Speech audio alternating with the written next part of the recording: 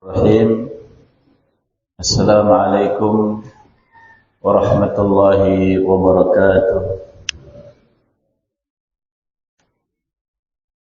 Alhamdulillahi rabbil alamin. Wassalatu wassalamu ala ashrafil anbiya'i wal mursalin Nabiina Muhammadin wa ala alihi wa ashabihi wa man tabi'ahum bi ihsanin ila yaumiddin, amma ba'du. Para hadirin, semua tamu undangan tanpa terkecuali, para ikhwan dan akhwat, para tokoh masyarakat, semua yang hadir pada kesempatan yang berbahagia ini, alhamdulillah, dengan taufik dan hidayah Allah Subhanahu wa taala serta pertolongannya, di pagi hari ini kita bisa hadir di tempat yang berkah dan mulia ini untuk sama-sama menghadiri acara akad nikah dan walimatul urs, dan juga sekaligus mendoakan untuk kedua mempelai, semoga Allah Subhanahu wa taala memberikan keberkahan bagi mereka berdua dan Allah satukan mereka di atas ketakwaan, di atas ibadah, dan di atas berbagai macam kebaikan. Ayyuhal muslimun wal ikhwan rahimani wa rahimakumullah. Pernikahan dan berumah tangga membutuhkan ilmu dan keterampilan. Keterampilan di dalam membina rumah tangga itu adalah sesuatu yang indah dan penting. Ketika kita tidak memiliki ilmu dan keterampilan di dalam membina rumah tangga, maka disinilah rawan terjadi masalah.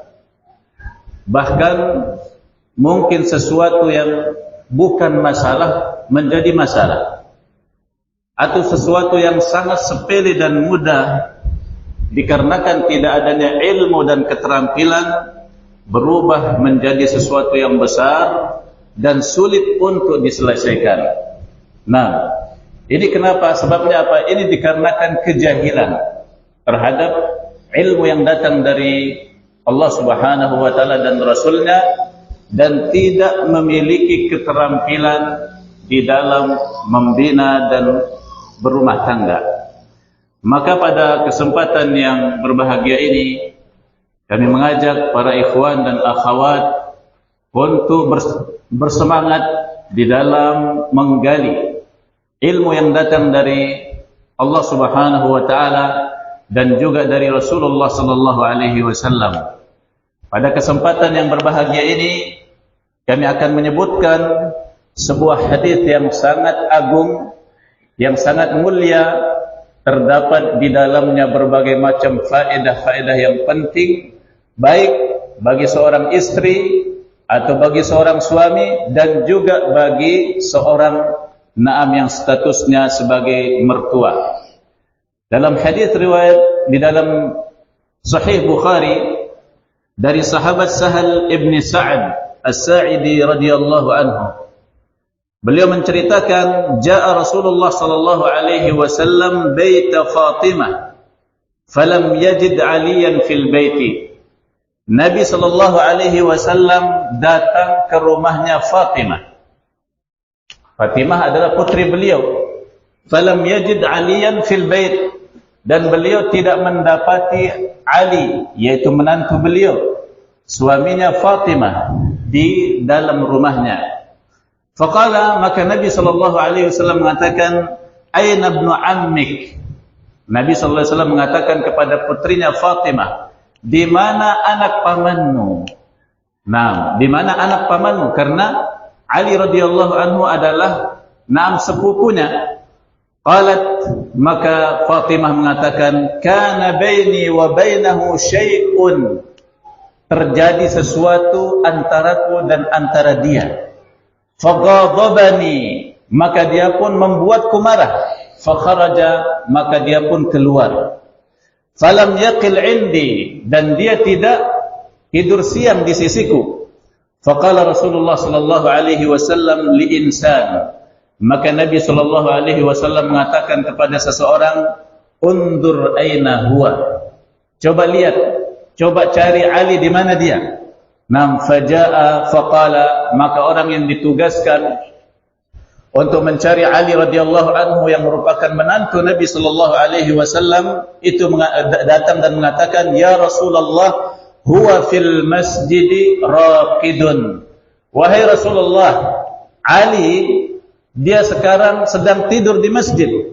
Faja'a Rasulullah sallallahu alaihi wasallam, maka Nabi sallallahu alaihi wasallam setelah mengetahui bahwasanya menantunya ada di masjid, maka beliau mendatanginya wa huwa muttaji'un, dalam keadaan Ali radhiyallahu anhu sedang berbaring di masjid. Faqad saqata ridauhu an syaqqihi, dan selendangnya Ali telah jatuh dari badannya. Wa asabahu turabun, dan Ali waktu itu menempel pada tubuhnya turab, yaitu tanah, debu.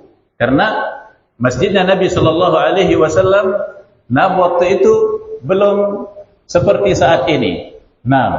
Dulu masih berlantaikan tanah. Nabi Ali radhiyallahu anhu berbaring, kemudian karena tidak ada alas sehingga tanah pun menempel pada tubuhnya. Faja'ala Rasulullah sallallahu alaihi wasallam yamsah anhu, maka Nabi sallallahu alaihi wasallam mengusap debu yang menempel dari Ali radhiyallahu anhu, yang menempel pada tubuh Ali radhiyallahu anhu, wa yaqul, dan beliau mengatakan, qum ya Aba Turab, qum ya Aba Turab, bangkitlah wahai Abu Turab, bangkitlah wahai Abu Turab.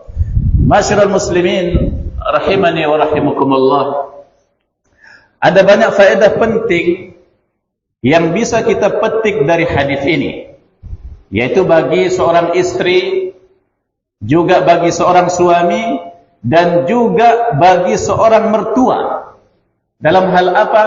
Dalam mengatasi masalah dan problem yang terjadi di dalam rumah tangga. Karena yang seperti ini, yaitu masalah dalam rumah tangga itu adalah sesuatu yang lumrah dan biasa terjadi. Biasa terjadi, bukan sesuatu yang barakallahu fikum yang mungkin susah terjadi, tetapi bahkan mungkin sering terjadi. Bahkan ini terjadi di rumah tangga orang-orang yang mulia. Terjadi masalah di rumah tangga Rasulullah sallallahu alaihi wasallam.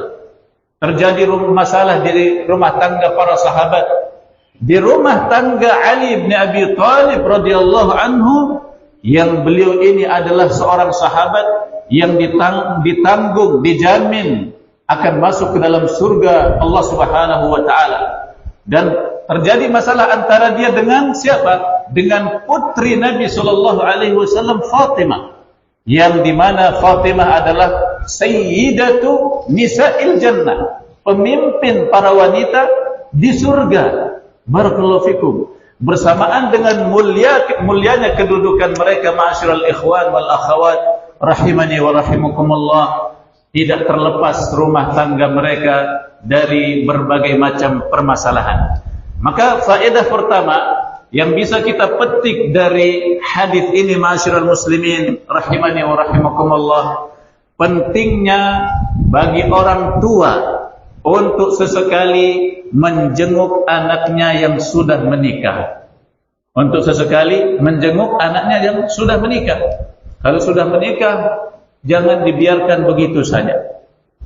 Sesekali sempatkan diri kita sebagai seorang mertua untuk mendatangi rumah putra atau putri kita yang sudah menikah, dengan maksud memberikan taujihat, memberikan arahan. Mungkin karena mereka baru menikah, mungkin di situ ada kekeliruan, ada yang kurang baik, ada yang kurang tepat. Disitulah kemudian orang tua bisa meluruskan, bisa memberikan nasihat dan bimbingan. Kemudian pelajaran berikutnya, barakallahu fikum, kita belajar dari Nabi sallallahu alaihi wasallam di dalam memilih kata-kata. Di dalam memilih kata-kata. Apa kata Nabi sallallahu alaihi wasallam ketika melihat Ali bin Abi Thalib tidak tidur siang di rumahnya, padahal itu adalah kebiasaannya. Barakallahu fikum. Dan melihat ada sesuatu yang ganjil di rumah tangga putrinya. Nah, apa kata Nabi sallallahu alaihi wasallam? Aina ibnu ammika? Di mana anak pamanmu? Ali itu suamimu adalah sepupumu. Dia adalah orang yang memiliki hubungan yang sangat dekat dari sisi kekeluargaan. Di samping dia adalah suamimu, dia juga sebelumnya adalah keluarga yang sangat dekat. Karena menyebutkan hubungan kekeluargaan itu akan barakallahu fikum menyebabkan semakin kuatnya hubungan pernikahan. Barakallahu fikum. Jadi Nabi sallallahu alaihi wasallam tidak mengatakan mana suamimu dengan marah dan emosi, tapi Nabi sallallahu alaihi wasallam mengatakan aina ibnu ammika? Di mana anak pamanmu? Kemudian barakallahu fikum, di antara faedah yang bisa kita petik dari hadis ini, ma'asyiral ikhwan wal akhawat rahimani wa rahimakumullah, mulianya adab Fatimah sebagai seorang istri. Mulianya adab Fatimah sebagai seorang istri. Dari sisi mana? Dia menjaga rahasia yang terjadi antara dia dan suaminya. Dia tidak membongkar rahasia dan permasalahan yang terjadi antara dia dan suaminya. Karena ini masalah yang insyaallah kecil, masalah yang bisa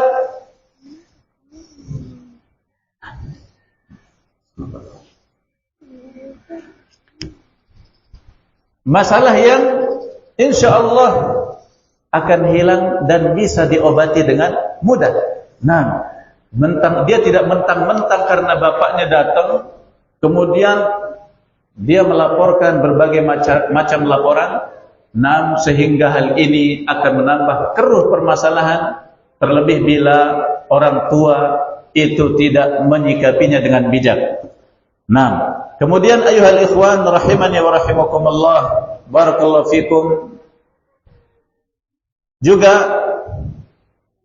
ketika Aisyah berkata, faghadabani, terjadi antaraku dan antara dia suatu masalah. Kemudian dia pun membuatku marah. Dia, Ali, suamiku, membuatku marah. Ini laporan. Barakallahu fikum. Dan seringnya ketika terjadi suatu permasalahan, barakallahu fikum, masing-masing itu akan merasa dan mengaku dirinya di atas kebenaran. Dia yang benar dan lawannya itu yang salah. Sehingga terkadang barakallahu fikum dia menyebutkan alasan, kemudian menyebutkan berbagai hal yang membuat orang yang mendengarnya itu merasa dialah yang benar dan yang lain itu salah. Maka di sini sikap sebagai seorang mertua atau sebagai orang tua, bapak atau ibu, mendengarkan dengan baik laporan. Mendengarkan dengan baik laporan, kemudian barakallahu fikum tidak kemudian mengambil sikap, tetapi mencermati dengan baik apa yang terjadi. Barakallahu fikum. Berikutnya ayuhal ikhwan wal akhawat rahimani wa rahimakumullah, juga di antara faedah penting dari hadis ini, bagi suami ketika terjadi masalah antara dia dan istrinya, maka hendaklah dia berusaha mengalah, menghindar dan menjauh sejenak ketika amarah atau masalah itu terjadi. Hal ini akan mengurangi dahsyatnya perselisihan dan tidak menambah amarah itu semakin menjadi-jadi. Apa kata riwayat di sini? Fa kharaja falam yaqil indi. Maka dia, Ali, keluar dari rumah dan dia tidak tidur siang di sisiku, di rumahku. Jadi terjadi cekcok antara Ali dan Fatimah radhiyallahu anha. Nah, tapi Ali tidak, barakallahu fikum, terus-menerus marah, emosi, kemudian mungkin sikapnya untuk tetap di situ akan semakin memperkeruh dan semakin menambah kemarahan. Tetapi disinilah sisi kebijakan sahabat Rasul Ali bin Abi Thalib radhiyallahu anhu yang patut kita contohi sebagai seorang suami. Barakallahu fikum, mengalah sedikit, kemudian beliau keluar, barakallahu fikum, dan tidur siang di masjid. Dan ayuhal ikhwan rahimani wa rahimakumullah, banyak permasalahan yang dihadapi oleh seseorang itu solusinya itu ada di masjid. Mungkin seseorang menganggap kalau terjadi permasalahan dengan kecerdasannya, dengan hartanya, dengan keluarganya yang besar, dia akan bisa menyelesaikan permasalahan. Padahal obatnya, solusinya itu ada di masjid. Barakallahu fikum. Masalah apa saja yang Anda hadapi, masalah dengan teman, masalah dengan barakallahu fikum rekan bisnis, masalah dengan keluarga, dengan istri, dengan mertua, cobalah. Nah, barakallahu fikum, datang ke masjid, salat tahiyatul masjid 2 rakaat. Nah, berdoa kepada Allah Subhanahu wa taala. Nah, beristighfar, duduk sejenak, walaupun sampai tidur tidak ada masalah. Nah, di masjid. Dulu para sahabat terkadang tertidur di masjid. Nah, insyaallah Allah Subhanahu wa taala akan memberikan solusi. Insyaallah Allah Subhanahu wa taala akan memberikan jalan keluar dari permasalahan yang kita hadapi. Barakallahu fikum. Perhatikan di sini bagaimana Ali radhiyallahu anhu ketika terjadi masalah antara dia dengan istrinya, maka yang dia cari adalah masjid Allah Subhanahu wa taala. Karena masjid adalah tempatnya orang-orang saleh. Masjid adalah tempat yang diberkahi. Masjid adalah tempat untuk mendapatkan kesejukan. Masjid adalah tempatnya para malaikat. Ayuhal ikhwan wal akhwat rahimani wa rahimakumullah. Kemudian juga dalam hadis ini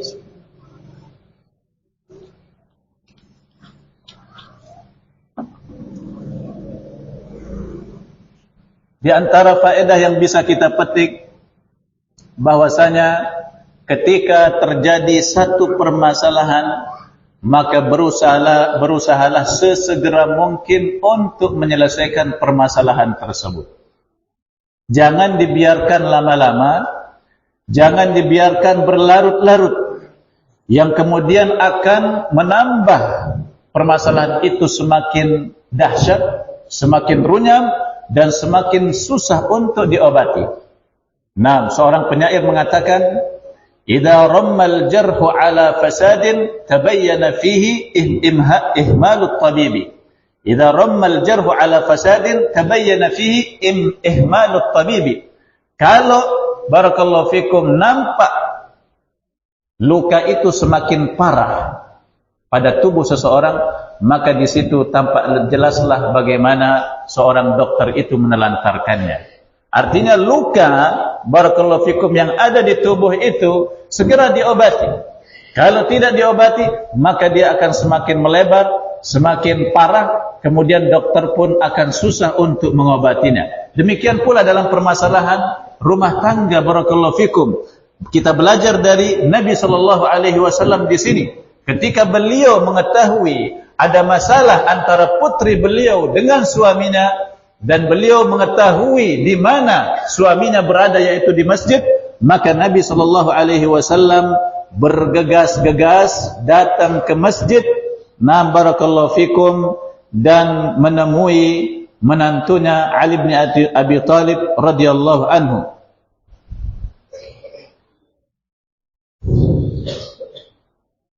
Dan ini menunjukkan bagaimana cintanya Nabi terhadap menantunya, dan bagaimana keinginan Nabi sallallahu alaihi wasallam yang sangat besar agar bagaimana hubungan rumah tangga ini, hubungan suami istri ini tetap terjalin dengan baik dan tidak sampai terjadi perceraian dan perpisahan.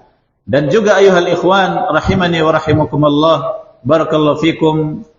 Kita juga bisa belajar dari riwayat ini bagaimana mulianya akhlak Nabi sallallahu alaihi wasallam, bagaimana tawadhu'nya Nabi sallallahu alaihi wasallam.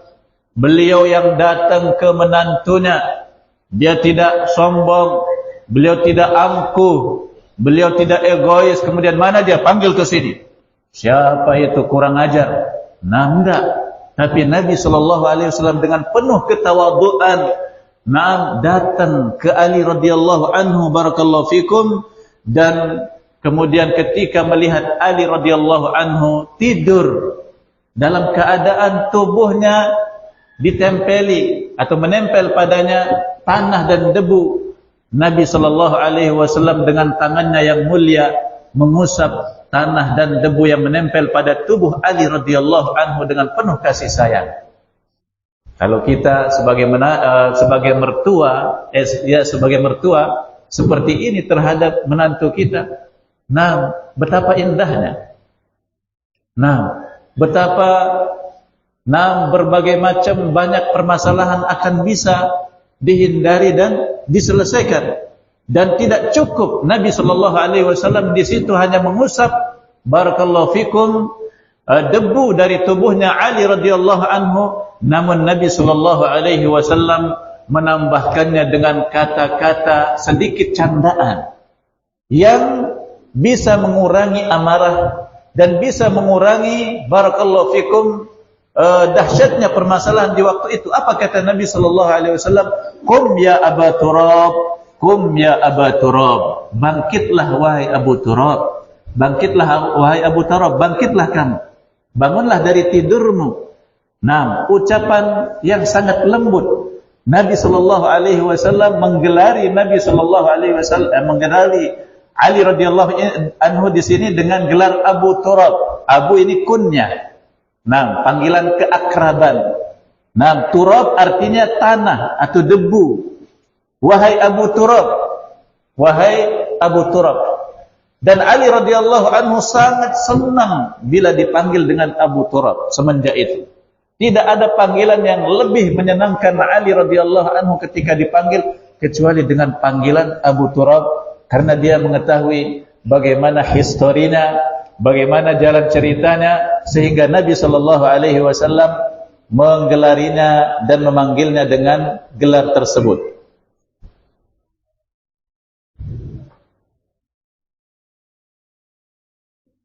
Ada banyak pelajaran penting yang bisa kita petik dari hadis ini.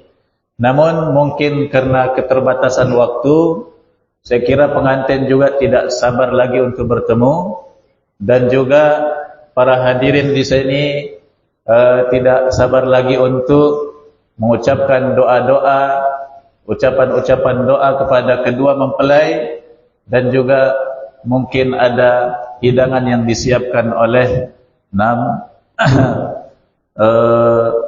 kedua mempelai. Barakallahu fikum. Ini yang bisa kami sampaikan pada kesempatan kali ini. Semoga Allah Subhanahu wa taala memberkahi pernikahan yang berlangsung pada hari ini, dan semoga Allah Subhanahu wa taala menyatukan mereka di atas ketaatan, ibadah dan kebaikan. Semoga Allah Subhanahu wa taala memudahkan bagi para pemuda kita, pemudi kita yang belum menikah sampai saat ini, agar segera dimudahkan oleh Allah Subhanahu wa taala mendapatkan pasangan yang salihah, yang saleh, dan semoga Allah Subhanahu wa taala menjaga pemuda kita dari berbagai macam keburukan akhlak dan adab. Innahu waliyyu dzalika wal qadiru alaih. Subhanakallahumma wa bihamdika asyhadu an la ilaha illa anta astaghfiruka wa atubu ilaik. Wassalamualaikum warahmatullahi wabarakatuh.